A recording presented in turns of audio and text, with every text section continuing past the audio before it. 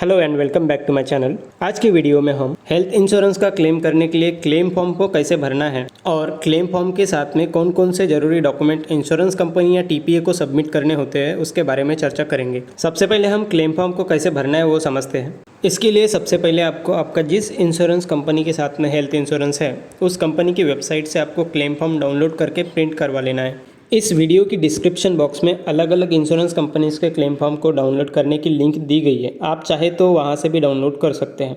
ज़्यादातर insurance companies के claim form same ही होते हैं, बस थोड़ा बहुत फॉर्मेट में चेंज होता है। इस वीडियो में हम इस क्लेम फॉर्म को कैसे भरना है उसके बारे में चर्चा करेंगे, क्योंकि यह क्लेम फॉर्म का फॉर्मेट ज़्यादातर इंश्योरेंस कंपनीज द्वारा रेफर किया जाता है। क्लेम फॉर्म भरने से पहले इन चीज़ों का ख्याल रखिए, जैसे क्लेम फॉर्म को सिर्फ ब्लॉक लेटर्स में ही भरना होता है। क्लेम फॉर्म का सिर्फ पार्ट ए आपको भरना है। क्लेम फॉर्म का पार्ट बी आपको हॉस्पिटल से भरवाना होता है। एडिशनल क्लेम या प्री पोस्ट हॉस्पिटलाइजेशन के क्लेम के लिए आपको क्लेम फॉर्म का सिर्फ पार्ट ए भरना होता है।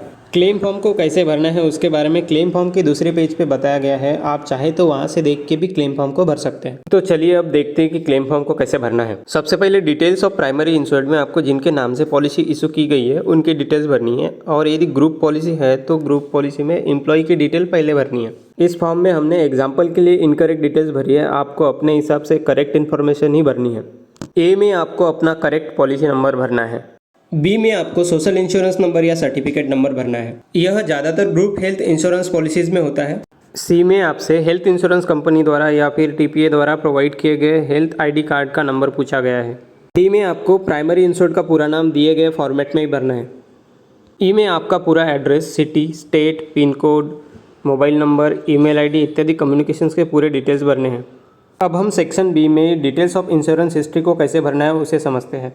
ए में आपसे पूछा गया है कि आप करंटली किसी दूसरे अन्य मेडिक्लेम या हेल्थ इंश्योरेंस प्लान के अंडर कवर है या नहीं, इसका हाँ या ना में आपको जवाब देना है। यदि आपका जवाब ना है तो आप आगे का फॉर्म भर सकते हो, और यदि आपका जवाब हाँ है तो आपको सी में उस कंपनी का नाम, पॉलिसी नंबर और सम इंश्योर्ड कितना है वो बताना होगा। बी में आपका जो पहला इंश्योरेंस था विदाउट ब्रेक उसकी डेट लिखनी है। डी में आप पॉलिसी लेने के बाद 4 साल में कभी हॉस्पिटलाइज हुए थे या नहीं, इसका हाँ या ना में जवाब देना है। यदि आपका जवाब हाँ है तो फिर आपको कौन सा ईयर था और उसका मंथ लिखना है, और किस डायग्नोसिस के लिए आप एडमिट हुए थे वो भी लिखना है। ई में आप प्रीवियसली किसी मेडिक्लेम या हेल्थ इंश्योरेंस के अंडर कवर थे या नहीं, इसका हाँ या ना में जवाब देना है। यदि आपका जवाब हाँ है तो फिर आपको एफ में उस इंश्योरेंस कंपनी का नाम लिखना पड़ेगा। अब हम सेक्शन सी में details of insured person hospitalise को कैसे भरना है उसे समझते हैं। ए में आपको हॉस्पिटल में एडमिट होने वाले इंश्योर्ड पर्सन का नाम लिखना है। बी में हॉस्पिटलाइज व्यक्ति मेल है या फीमेल, उस हिसाब से जेंडर बॉक्स पे टिक करना है। सी में इंश्योर्ड पर्सन की एज और डेट ऑफ बर्थ डी में लिखनी है। ए में इंश्योर्ड पर्सन का प्राइमरी इंश्योर्ड पर्सन के साथ में क्या रिलेशन है वो बताना है। यदि प्राइमरी इंश्योर्ड ही हॉस्पिटलाइज पर्सन है तो सेल्फ पे क्लिक करके आगे बढ़ेंगे। जी में यदि हॉस्पिटलाइज पर्सन और इंश्योर्ड पर्सन का एड्रेस सेम है तो आपको सेम एज अबव लिख देना है। अब हम डिटेल्स ऑफ हॉस्पिटलाइजेशन को कैसे भरना है वो सेक्शन डी में समझते हैं। ए में आपने जिस हॉस्पिटल से ट्रीटमेंट ली है उस हॉस्पिटल का नाम लिखना है। बी में आपको हॉस्पिटल में किस रूम में रखा गया था उस रूम की कैटेगरी लिखनी है। सी में हॉस्पिटल में एडमिट होने का कारण बताना है, जैसे इंजरी, इलनेस या मैटरनिटी की वजह से आप हॉस्पिटल में एडमिट हुए हैं।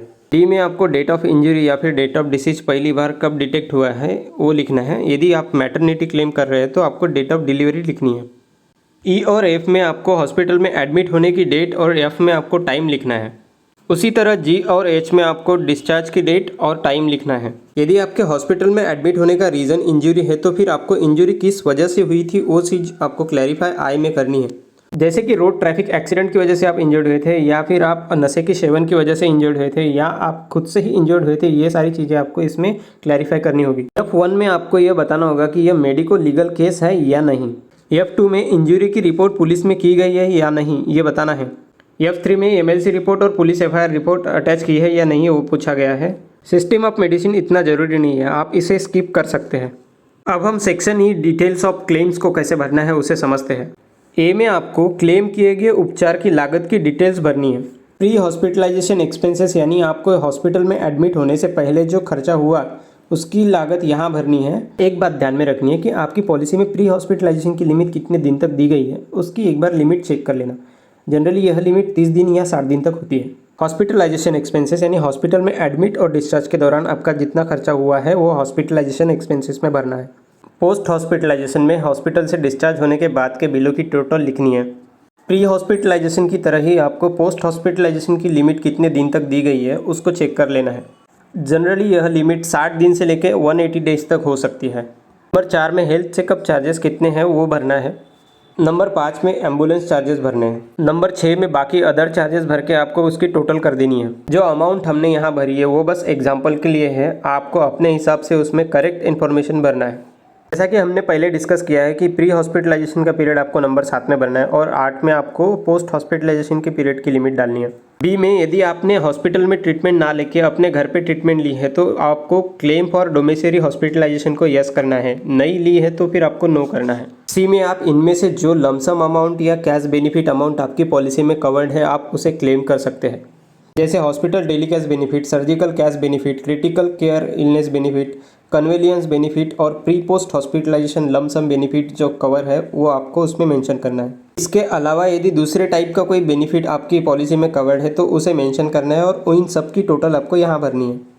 क्लेम डॉक्यूमेंट्स इंश्योरेंस कंपनी या टीपीए को सबमिट करने से पहले आपको यह चेकलिस्ट क्लियर करके देना है। अब हम सेक्शन एफ में डिटेल्स ऑफ बिल इंक्लोज में क्या भरना है उसे समझते हैं। नंबर 1 में आपको हॉस्पिटल द्वारा इशू किए गए हॉस्पिटल के फाइनल बिल की अमाउंट भरनी है। दूसरे नंबर पे आपको प्री हॉस्पिटलाइजेशन बिल्स की टोटल अमाउंट लिखनी है। तीसरे नंबर पे आपको पोस्ट हॉस्पिटलाइजेशन बिल्स की टोटल अमाउंट लिखनी है। चौथे नंबर पे मेडिसिन बिल या फार्मेसी बिल्स की टोटल अमाउंट लिखनी है। अन्य बिलों को आप 1 बाय 1 यहाँ मेंशन कर सकते हैं। इन सब की टोटल यहाँ पे लिखनी है। अब इस फॉर्म के लास्ट सेक्शन जी में आपको प्राइमरी इंश्योर्ड की बैंक डिटेल्स डालनी है, जैसे ए में पैन कार्ड नंबर, बी में अकाउंट नंबर, सी में बैंक और ब्रांच का नाम, डी में चेक या डीडी की पेबल डिटेल्स और ई में आपको आईएफएससी कोड मेंशन करना है। और हाँ, लास्ट में आपको इस फॉर्म के सेकंड पेज पे एक डिक्लेरेशन मिलेगा जिसे इंश्योर्ड के द्वारा भरना है। डिक्लेरेशन को अच्छे से पढ़ना है और उसके बाद में तारीख और प्लेस के साथ में आपको अपनी सिग्नेचर करनी है। यह वीडियो देखने के बाद में भी आपको यदि कोई डाउट है कि क्लेम फॉर्म का पार्ट ए कैसे भरना है तो आपको फिर एक guidance for filling claim form part A को पढ़ के भी आप क्लेम फॉर्म को भर सकते हैं। और जैसा कि हमने पहले डिस्कस किया है कि क्लेम फॉर्म का पार्ट भी आपको हॉस्पिटल से भरवाना है। आज की वीडियो में बस इतना ही। आपको यह वीडियो कैसा लगा हमें कमेंट सेक्शन में ज़रूर बताएं और हेल्थ इंश्योरेंस से जुड़ा अगला वीडियो आप किस टॉपिक पे देखना चाहेंगे कमेंट करके हमें बताएं। यदि आपको हमारा कंटेंट अच्छा लगता है तो प्लीज़ चैनल को सब्सक्राइब करके हमें सपोर्ट ज़रूर करें, इससे हमें और काम करने का मोटिवेशन मिलता है। Thank you for watching this video.